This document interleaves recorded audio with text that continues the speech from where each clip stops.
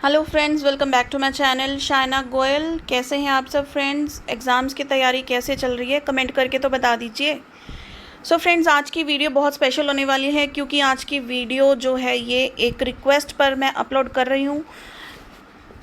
इसमें एक बहुत इंपॉर्टेंट क्वेश्चन हम डिस्कस करने वाले हैं बीएड सेमेस्टर 2 का सोशियोलॉजिकल पर्सपेक्टिव इन एजुकेशन का। एग्जामिनेशन पॉइंट ऑफ व्यू से भी बहुत इंपॉर्टेंट है। So the question is, what is enculturation? How is propaganda influencing enculturation? Give examples from present day India. तो ये एक बच्चे की रिक्वेस्ट आई थी ये क्वेश्चन के लिए। आज की वीडियो में हम ये अच्छे से डिस्कस करने वाले हैं फ्रेंड्स। प्रीवियस वीडियो में भी हमने एनकल्चरेशन के बारे में डिस्कस किया था, तो आप वो ज़रूर चेक कीजिएगा इससे पहले, ताकि आपको एनकल्चरेशन की जो डिटेल्स हैं वो पता लग जाए। तो रेस्ट आप इस वीडियो में आपका जो क्वेश्चन है वो कंप्लीट कवर अप हो जाएगा। फ्रेंड्स, अगर आप मेरे चैनल पर नए हैं तो इसे सब्सक्राइब कर लीजिए और देखिए बेल को ऑन करना ना भूलें, क्योंकि मेरे न्यू वीडियोस की जो नोटिफिकेशन है आपके फ़ोन पर तभी आ पाएगी अगर आपने बेल को ऑल नोटिफिकेशंस ऑन किया है। काफ़ी बच्चों की ये रिक्वेस्ट आती है कि मैम हमें आपकी नोटिफिकेशन नहीं मिलती है, तो वो इसीलिए क्योंकि आप बेल को ऑन नहीं करते हैं। ठीक है, so now let's begin with our video for today. How is propaganda influencing enculturation? तो देखिए, एनकल्चरेशन में आपको थोड़ा ओवरव्यू दे देती हूँ अगर आपने प्रीवियस वीडियो नहीं भी देखी है तो। एनकल्चरेशन क्या होता है? खुद के कल्चर को समझना। तो ये स्टार्ट हो जाता है बिल्कुल जब बच्चा छोटा होता है, वो इधर उधर से देखता है। बहुत सारे सोर्सेज होते हैं कि हम अपने ही कल्चर को, अपने ट्रेडिशन को, अपने लाइफस्टाइल को कैसे समझ सकते हैं। सबसे पहला होता है अपने फैमिली में से। जैसे बच्चा देखता है पेरेंट्स को, जिस लैंग्वेज में वो बात करते हैं वो वैसी ही लैंग्वेज सीखता है, वैसा ही लाइफस्टाइल, वैसा ही हमारा रहन सहन हो जाता है। ठीक है, ड्रेसिंग सेंस, हमारी फूड ईटिंग हैबिट्स जो भी हैं, सब कुछ वो क्या होता है? A part of enculturation. ठीक है, अपने ही कल्चर को अडॉप्ट करना, उसको समझना। अब बात आती है कि प्रोपेगेंडा क्या होता है। देखिए, प्रोपेगेंडा का मीनिंग पहले आपको समझना बहुत ज़रूरी है, तभी आपको ये क्वेश्चन का मीनिंग समझ में आएगा कि प्रोपेगेंडा इफ़ेक्ट कैसे करता है, इन्फ्लुएंस कैसे करता है एनकल्चरेशन को। ठीक है, तो मैं आपको पहले ओवरव्यू देती हूँ। प्रोपेगेंडा एक इस तरह का कम्युनिकेशन है जो सीधा आपके दिमाग को, आपके इमोशंस को अटैक करता है। ठीक है, आप किसी चीज़ के बारे में क्या सोचते हैं उसको बिल्कुल वो वॉश करके अपना एजेंडा आपके सामने रखता है। फॉर एग्जांपल, आप टीवी पर किसी भी प्रोडक्ट की एडवर्टाइजमेंट देखते हैं। ठीक है, फॉर एग्जांपल कोई ब्यूटी प्रोडक्ट्स की एडवर्टीज़मेंट है, तो बच्चों पे उस चीज़ का कितना जल्दी इफेक्ट पड़ता है कि हम ये क्रीम यूज़ करेंगे तो आप इतने दिन में गोरे हो जाओगे। ठीक है, ये आप हेयर प्रोडक्ट यूज़ करोगे तो आपके बाल 10 दिनों में इतनी ग्रोथ हो जाएगी। तो ये क्या है, आपको पता है वो चीज़ें हो सकता है पॉसिबल हो सकता है वो चीज़ें फेक हो, लेकिन एक बार आप पर उन चीज़ों का इन्फ्लुएंस हो जाता है तो वो क्या है? प्रोपेगेंडा होता है उनका। ठीक है, आपको किसी चीज़ की तरफ खींच कर लेकर जाना आपकी सोच को, कि जो बात वो बता रहे हैं आपको वही सही है। क्लियर? तो अब हम थोड़ा सा रीड कर लेते हैं, तो इसमें जो चीज़ें होंगी आपको साथ साथ एक्सप्लेन हो जाएंगी। Propaganda is a form of communication that is aimed at influencing the attitude of a community towards some cause or position so as to benefit oneself or one's group.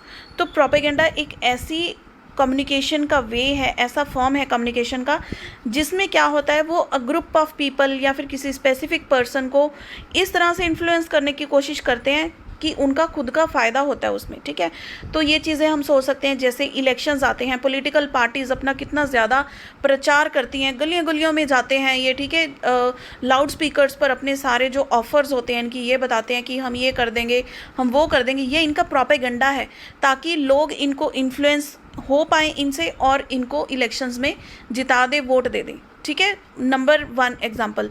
Second होगी advertisement की, जो हम बात कर चुके हैं, चाहे वो आपको पैम्फलेट पे एडवर्टीज़मेंट हो, टीवी पर एडवर्टीज़मेंट हो। ठीक है, हमारे फ़ोन पर होती रहती है एडवर्टीज़मेंट प्रोडक्ट्स की, या फिर कोई वेरियस मूवीज़ की एडवर्टीज़मेंट होती है। बहुत सारी चीज़ें होती हैं। ये रिलीजन्स के बेसिस पर भी रिलीजियस एडवर्टीज़मेंट्स भी होती हैं। ठीक है, तो वो सारी चीज़ें क्या है? प्रोपेगेंडा है, ताकि हमारा जो माइंड है उनको वो इन्फ्लुएंस कर पाएँ, अपनी तरफ खींच पाएँ, जो बात वो बोल रहे हैं हम उसकी तरफ अट्रैक्ट हो पाएँ। ठीक है, तो अब देखिए next, there is always a definite motive or purpose in the mind behind any and every propaganda.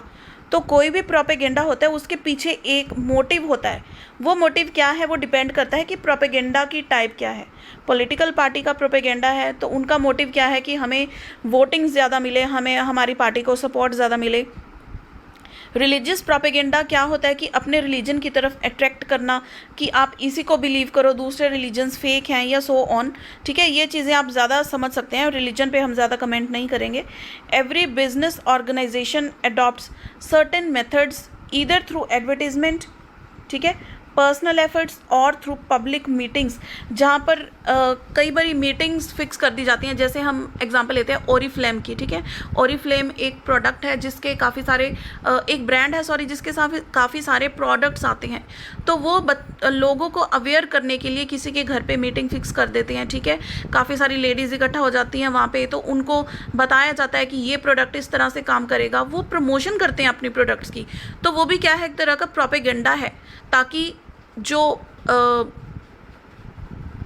लोग हैं उनके प्रोडक्ट्स खरीद सकें, ठीक है। तो उनका बेनिफिट होगा naturally, to spread their own beliefs, attitudes, views, faith और नॉर्म्स।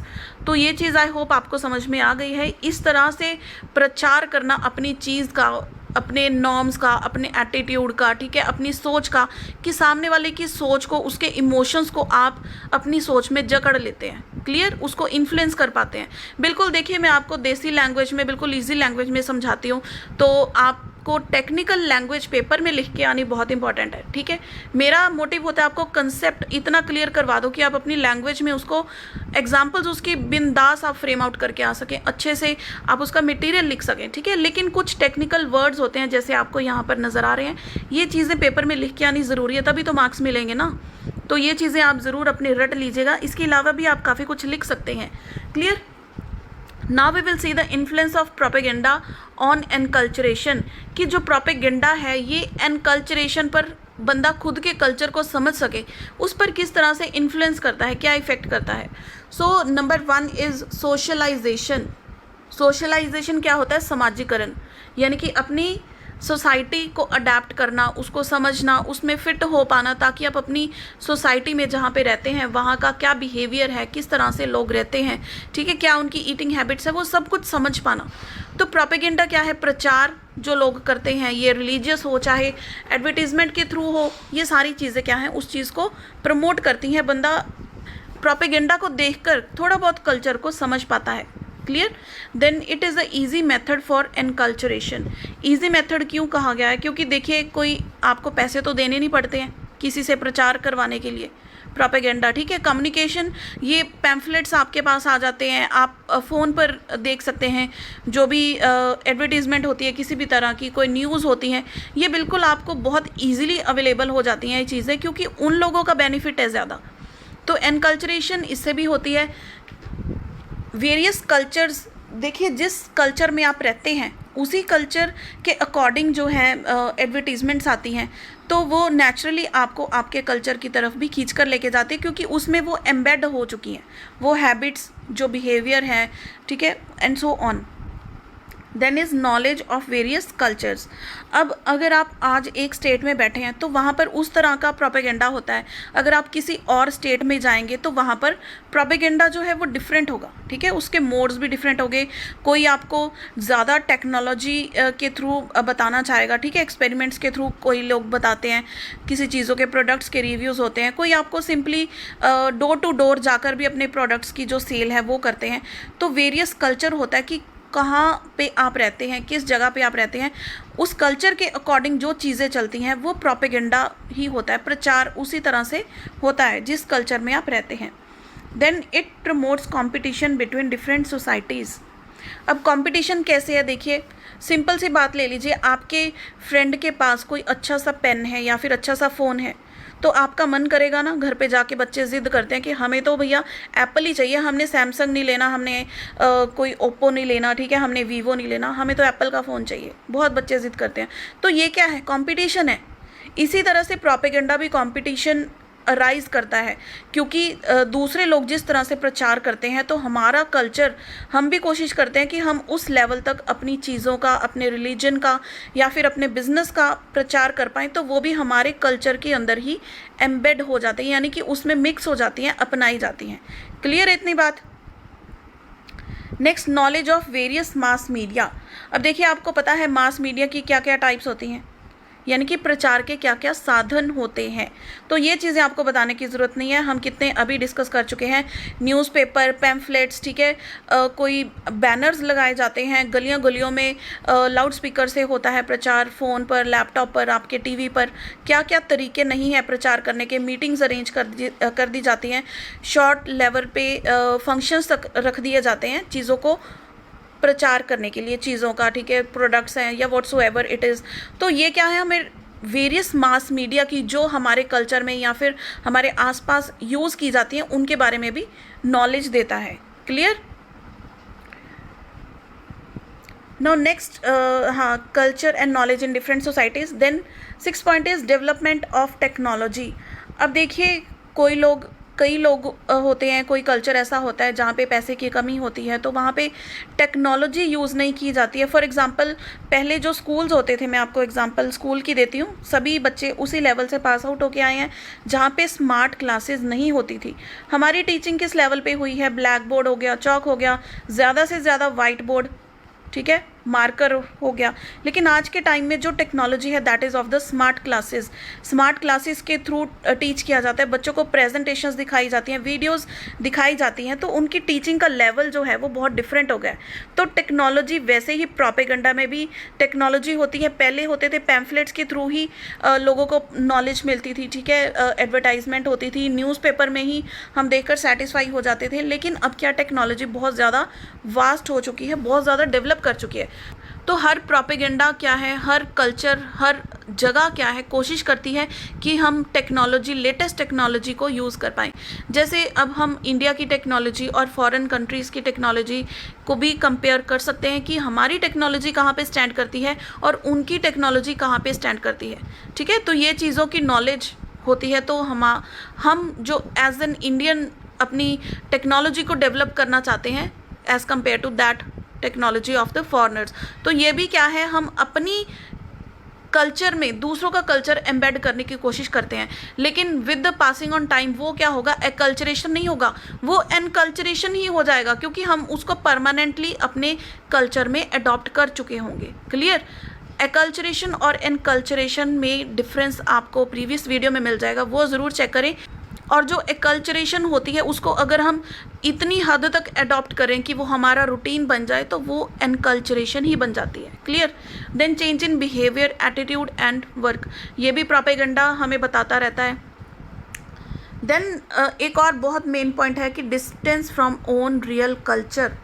अब देखिए, कोई चीज़ हमें बताई जाती है, कोई चीज़ हमें सिखाई जाती है, वो एक डिफरेंट चीज़ है। लेकिन जब आप खुद किसी चीज़ को एक्सपेरिमेंट करते हैं तो उसका रिजल्ट हो सकता है आपको डिफरेंट मिले, ठीक है। आपको कोई चीज़ सिखाता है, बताता है, ज़रूरी नहीं है कि वो बिल्कुल सही हो, वो उनका तरीका है अपनी चीज़ को प्रमोट करने का, ठीक है, अपना। लाइक आप डिफरेंट चैनल्स देखते होंगे, सभी का पढ़ाने का तरीका डिफरेंट है।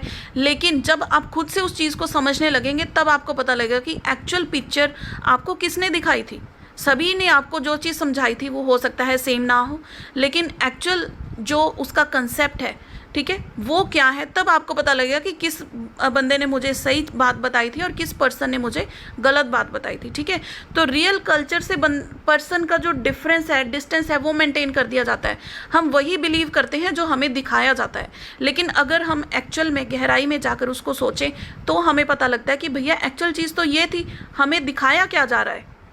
सो देखिए, अब आज के टाइम में प्रोपेगेंडा किस तरह से इन्फ्लुएंस करता है, हमारे क्वेश्चन का जो थर्ड पार्ट है वो भी हम देख लेते हैं। Thus, even in modern days there is a tendency to attach a mild stigma to the word propaganda, ठीक है। This suspicion is due to the awareness of people of an ulterior motive behind any propaganda और for that matter advertisement. क्योंकि आजकल जो हैं लोग aware हो चुके हैं कि कोई भी बंदा किसी चीज़ के प्रचार क्यों करता है। जैसे मैं आपको अभी बता रही हूँ, हमें पता है कि पर्सन किस तरह का प्रचार करता है, ये एज टू एज पे डिपेंड करता है। जितना हमारा एज लेवल छोटा होता है, ठीक है, टीनेज में होते हैं, ट्वीन्स होते हैं, तो हमारे मन में क्यूरोसिटी होती है, किसी भी चीज़ को हम एक झट से करना चाहते हैं। किसी भी चीज़ के बारे में पता लगता है, प्रोडक्ट के बारे में पता लगता है, बच्चे अक्सर जिद करते हैं कि हमें ये अभी चाहिए, ठीक है, क्योंकि वो इतनी डीपली नहीं सोचते हैं कि ये चीज़ हो सकता है फेक भी हो।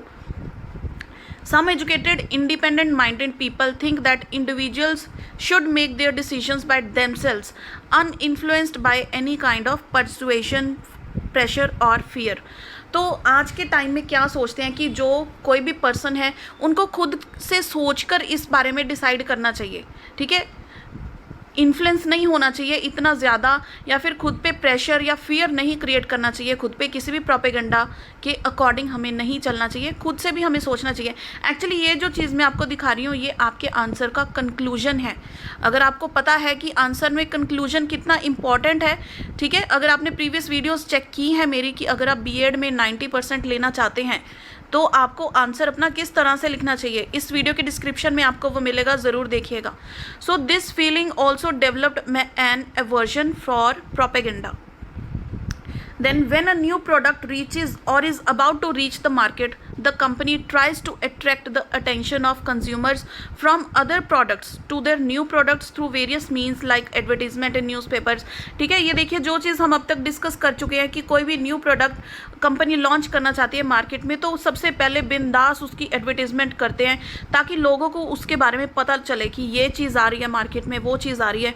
Newspaper, radio, TV, by giving a lot of prizes and free gifts and also through door to door campaigns.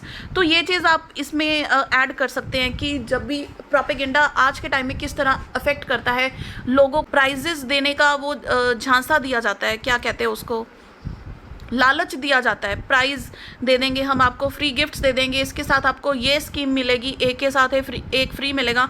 तो लोग क्या है उस झांसे में आ जाते हैं, ठीक है, वो लालच की तरफ वो अट्रैक्ट हो जाते हैं कि एक के साथ एक फ्री मिल रही है, इतने की चीज़ें ले लेते हैं, ये नहीं पता कि उस चीज़ का नुकसान क्या हो रहा है। क्लियर? तो ये चीज़ों के साथ आपको अवेयर रहना चाहिए। प्रोपेगेंडा आज भी है, आगे भी रहेगा, बल्कि बढ़ेगा, लेकिन हमें एज अ पर्सन ये सोचना चाहिए कि क्या सही है और क्या नहीं है, ठीक है। तो ये चीज़ आपको कंक्लूजन में फाइनली लिखनी है। Clear? So I hope this topic is clear, और बहुत डिटेल में हम आज ये डिस्कस कर भी चुके हैं। सो फ्रेंड्स, अगर ये वीडियो आपके लिए हेल्पफुल रही हो तो प्लीज़ इसे लाइक एंड शेयर ज़रूर कीजिएगा। So see you in the next video, new topics के साथ, न्यू अपडेट्स के साथ। चैनल पर बने रहें। सो see you, keep watching friends.